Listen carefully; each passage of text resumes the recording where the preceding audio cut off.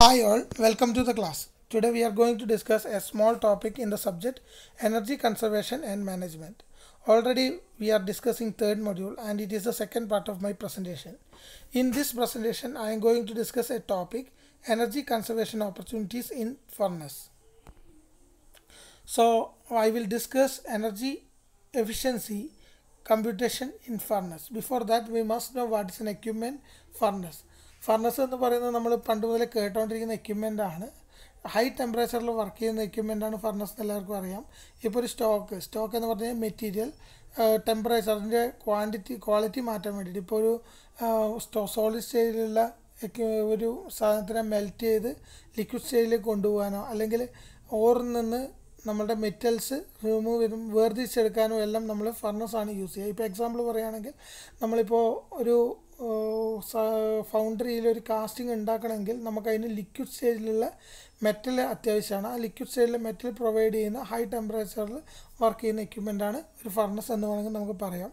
അന്നേരം നമ്മൾ ഇതിൻ്റെ എഫിഷ്യൻസി എന്ന് പറയുന്നത് എന്താണെന്ന് പറഞ്ഞു കഴിഞ്ഞാൽ heat in the stock divided by heat in the fuel consumed for heating the stock. ഇതാണ് ശരിക്കും പറഞ്ഞു കഴിഞ്ഞാൽ തെർമൽ എഫിഷ്യൻസി ഓഫ് ഫർണസ് എന്ന് പറയുന്നത്. അപ്പോൾ ഹീറ്റ് ഇൻ ദ സ്റ്റോക്ക് എന്ന് പറഞ്ഞു കഴിഞ്ഞാൽ അതൊരു സ്റ്റോക്ക് നമുക്കറിയാം ഒരു ഇൻപുട്ടായിട്ട് വരുന്ന സമയത്ത് അത് ആംബിയൻ ടെമ്പറേച്ചറിലുള്ളൊരു സ്റ്റോക്കായിരിക്കും അഥവാ മെറ്റലായിരിക്കും. ആ മെറ്റൽ ഫർണസിൽ വെച്ച് കഴിഞ്ഞാൽ അതിൻ്റെ ടെമ്പറേച്ചർ ഓട്ടോമാറ്റിക്കലി റൈസ് ചെയ്ത് ബേൺ ചെയ്ത് ഫൈനൽ കണ്ടീഷൻ എത്തിക്കഴിഞ്ഞാൽ ആ ടെമ്പറേച്ചറിൽ ഉള്ള ഹീറ്റ് അതിൻ്റെ ഇടയിൽ വന്ന ഹീറ്റ് ഇൻക്രീസ് അതാണ് ഔട്ട്പുട്ടായിട്ട് നമുക്ക് പറയാൻ പറ്റുന്നത്. അതേപോലെ ഹീറ്റ് ഇൻപുട്ട് എന്ന് പറയുന്നത് അതിന് വേണ്ടി ഹീറ്റ് കൂട്ടാൻ വേണ്ടിയിട്ട് നമ്മൾ എത്ര ഫ്യൂവൽ ബേൺ ചെയ്തു എന്നുള്ള അളവാണ്. അതിന് നമ്മൾ നേരത്തെ ബോയിലറിൽ ഉപയോഗിച്ച സെയിം ഇക്വേഷൻ യൂസ് ചെയ്യാം. അഥവാ fuel burn rate into calorific value എന്നുള്ളത് മൾട്ടിപ്ലൈ ചെയ്താൽ നമുക്ക് ഡയറക്റ്റ് ഫ്യൂവൽ ഇൻപുട്ട് കണ്ടുപിടിക്കാൻ പറ്റും. ഇപ്പോൾ നമ്മൾ സ്റ്റോക്കിൻ്റെ ഹീറ്റ് എനർജി കണ്ടുപിടിക്കാനുള്ള ഇക്വേഷനായിട്ട് നമുക്ക് യൂസ് ചെയ്യാൻ പറ്റുന്നത് Q=mCp T1 - T2 എന്നുള്ള ഇക്വേഷനാണ്. Where Q is the quantity of heat of stock. നമ്മളെ എത്ര ഹീറ്റ് ഉണ്ട് എന്നുള്ളതും Q എന്നുള്ളത് നമുക്ക് മെഷർ ചെയ്യാം. അതേപോലെ മാസ് എന്ന് പറയുന്നത് നമുക്കറിയാം മാസ് ഓഫ് ദി സ്റ്റോക്ക്, എത്ര ക്വാണ്ടിറ്റി ഓഫ് സ്റ്റോക്കാണ് നമ്മൾ ഇതിനു വേണ്ടി എടുത്തിരിക്കുന്നത്. കിലോഗ്രാമിലാണ് നമ്മൾ പൊതുവെ ക്വാളിറ്റി എടുക്കുക. അതേപോലെ തന്നെ സ്റ്റോക്കിൻ്റെ സ്പെസിഫിക് ഹീറ്റ് നമുക്കൊരു പ്രധാന ടേമാണ്. CP എന്ന് പറഞ്ഞു കഴിഞ്ഞാൽ specific heat of the stock in kilo calorie per kilogram degree Celsius. അതുപോലെ ഫൈനൽ ടെമ്പറേച്ചർ അഥവാ റൈസ് ചെയ്ത് കഴിഞ്ഞാൽ ഹൈ ടെമ്പറേച്ചർ T1 എന്ന് പറഞ്ഞു കഴിഞ്ഞാൽ final temperature of the stock desired and T2 എന്ന് പറഞ്ഞു കഴിഞ്ഞാൽ initial temperature stock before entering the furnace. രണ്ടും നമ്മൾ എടുക്കുന്ന യൂണിറ്റ് ഡിഗ്രി സെൽഷ്യസ് ആണ്. കാരണം നേരത്തെ kilo calorie per kilogram degree Celsius ആണ്, എല്ലാം തന്നെ ഡിഗ്രി സെൽഷ്യസിലാണ് എടുത്തിരിക്കുന്നത്. അതേപോലെ നമുക്കൊരു എക്സാമ്പിൾ നോക്കാം. ഇപ്പം an oil fired reheating furnace has an operating temperature of around 1340 degrees Celsius and average fuel consumption is 400 liters per hour. The flue gas exit temperature is 750 after air preheater. അഥവാ നമ്മളെ flue gas പുറത്തേക്ക് പോകുന്നത് 750 degree സെൽഷ്യസിലാണ്. Air in preheated from ambient temperature of 40 degree celsius to 190 degree celsius. അഥവാ നമ്മളുടെ ambient temperature നമ്മളിപ്പോൾ ഒരു 40 ഡിഗ്രിയാണ്. കാരണം ഇൻഡസ്ട്രിയൽ ഏരിയ ആണ്, ഓട്ടോമാറ്റിക്കലി ടെമ്പറേച്ചർ കുറച്ച് ഹൈ ആയിട്ട് ഉണ്ടാവുക. 40 ഡിഗ്രിയിലുള്ള ആംബിയൻ ടെമ്പറേച്ചർ 190 ഡിഗ്രി സെൽഷ്യസിലേക്ക് എയർ പ്രീഹീറ്റർ ടെമ്പറേച്ചർ ഇൻക്രീസ് ചെയ്യുന്നത് ഈ ഫ്ലൂ ഗ്യാസിലുള്ള എയർ ഉപയോഗിച്ച് എന്നാണ് പറഞ്ഞതിൻ്റെ അർത്ഥം. And furnace has 460 mm thick വാളിൻ്റെ തിക്നെസ് അഥവാ ഇതിൻ്റെ സർഫസിൻ്റെ ഫർണസിൻ്റെ തിക്നെസ് 450 വാൾ തിക്നെസ് ആണ്. On the billet extraction outlet side and which is 1 metre high and 1 metre wide. നമ്മുടെ ബില്ലറ്റ് അവസാനം സ്റ്റോക്ക് പുറത്തേക്ക് എടുക്കുന്ന സ്ഥലത്തുള്ള ഡാറ്റയാണ് തന്നിരിക്കുന്നത്. And other data are as given below. Find out the efficiency of the furnace by direct method. Weight of the stock തന്നിട്ടുണ്ട്, 6000 kilogram per hour ആണ് wait വരുന്നത്. അതേപോലെ തന്നെ സ്പെസിഫിക് ഹീറ്റ് ഓഫ് ദ ബില്ലറ്റും തന്നിട്ടുണ്ട് 0.12 kilo calorie per kilogram degree Celsius. നമ്മൾ ഇങ്ങനെ എടുക്കുകയാണെങ്കിൽ നമുക്ക് ആദ്യം ഹീറ്റ് ഇൻപുട്ട് എന്താണെന്ന് നോക്കാം. ഹീറ്റ് ഇൻപുട്ട് എന്നുള്ളത് നമുക്കറിയാം ഏവറേജ് ഫ്യൂവൽ കൺസംഷൻ ആണ്. അത് 400 ലിറ്റർ പെർ ഹവർ എന്നാണ് തന്നിരിക്കുന്നത്. ഇത് ഓയിൽ ഫയർഡ് ആണ്, വാട്ടർ അല്ല. അതുകൊണ്ട് തന്നെ ഫ്യൂവലിൻ്റെ എഫിഷ്യൻസി നമുക്ക് ഇതിനെ കിലോഗ്രാം പെർ ഹവറിലേക്ക് കൺവേർട്ട് ചെയ്യാൻ ഡയറക്റ്റ് പറ്റില്ല. അതുകൊണ്ട് തന്നെ നമുക്ക് ഇപ്പോൾ ഇതിനെ 0.92 എന്നുള്ള സ്പെസിഫിക് ഗ്രാവിറ്റിനെ കൊണ്ട് മൾട്ടിപ്ലൈ ചെയ്താൽ 368. നോർമലി ഓയിലിൻ്റെ ഇതാണ് 0.92.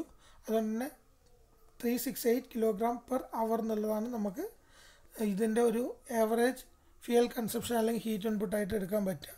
അതേപോലെ ഹീറ്റ് ഔട്ട്പുട്ട് എന്നുള്ളത് നമുക്ക് നേരത്തെ ഇക്വേഷൻ കണ്ടിട്ടുണ്ടായിരുന്നു. MCP T1 - T2 ആയിരുന്നു. M എന്നുള്ളത് അതിൻ്റെ മാസാണ് അഥവാ വെയിറ്റ് ഓഫ് ദ സ്റ്റോക്കാണ്. That will be 600 kilogram. പിന്നെ ഇൻറ്റു CPൻ്റെ വാല്യൂ 0.12 തന്നിട്ടുണ്ട്. അത് ഇൻറ്റു നമ്മുടെ ഇതിൻ്റെ സ്റ്റോക്കിൻ്റെ മാക്സിമം ടെമ്പറേച്ചർ വരുന്നത് 1340 ആംബിയൻറ്റ് ഇൻപുട്ട് ടെമ്പറേച്ചർ വരുന്നത് 40 ആണ്. അതുകൊണ്ട് തന്നെ ഔട്ട്പുട്ട് എന്നുള്ളത് നമുക്ക് അറൗണ്ട് കിട്ടുക ഇത്രയും കിലോ കലോറിയാണ്. അതും ഇതുമായിട്ട് കൺവേർട്ട് ചെയ്ത് നമ്മൾ എഫിഷ്യൻസി കണ്ടുപിടിക്കുന്ന സമയത്ത് അതിൻ്റെ ഇക്വേഷൻ നമുക്ക് ഇങ്ങനെ എഴുതാം. അഥവാ ഇത് ഡിവൈഡഡ് ബൈ ഈ 368 ഇൻറ്റു 10,000 എടുത്താലാണ് ഇതിന് കറസ്പോണ്ടിങ് ആയിട്ടുള്ള കിലോ കലോറിൻ്റെ യൂണിറ്റിലേക്ക് കൺവേർട്ട് ആവുക.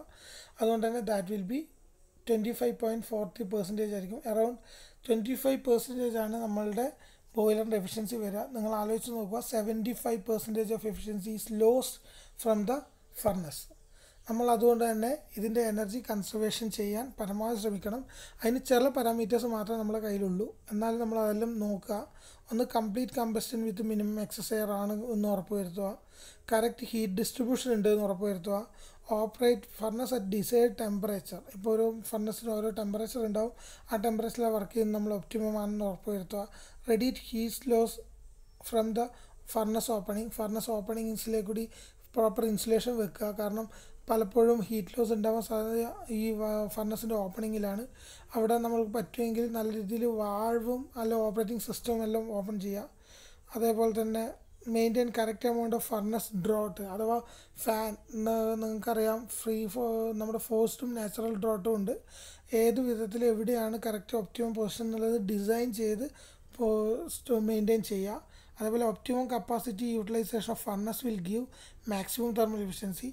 അതേപോലെ തന്നെ waste heat recovery from the flue gas improve system efficiency. കാരണം ഏറ്റവും കൂടുതൽ എയറിലേക്ക് കൂടിയാണ് ഫ്ലൂ ഗ്യാസിലേക്ക് കൂടിയാണ് നമുക്ക് എനർജി ലോസ് ആവുന്നത്. ആ ടെമ്പറേച്ചർ നമുക്ക് റീയൂസ് ചെയ്യാൻ പറ്റുന്നുണ്ടെങ്കിൽ അത് നല്ല രീതിയിൽ എനർജി കൺസർവേഷൻ ചെയ്യും. പിന്നെ മിനിമം റിഫ്രാക്ടറി ലോസസ് ഉണ്ടാക്കാൻ ശ്രമിക്കുക. Appropriate choice to refractory and insulation material goes a long way in achieving fairly high fuel saving in the industrial furnace. അഥവാ റിഫ്രാക്ടറീസും ഇൻസുലേഷൻ മെറ്റീരിയൽസും പ്രോപ്പറായിട്ടും സെലക്ഷൻ ചെയ്യുക. അതേപോലെ use of ceramic coating in the furnace chamber promote rapid and efficient transfer of heat thereby extend life of the റിഫ്രാക്ടറീസ്.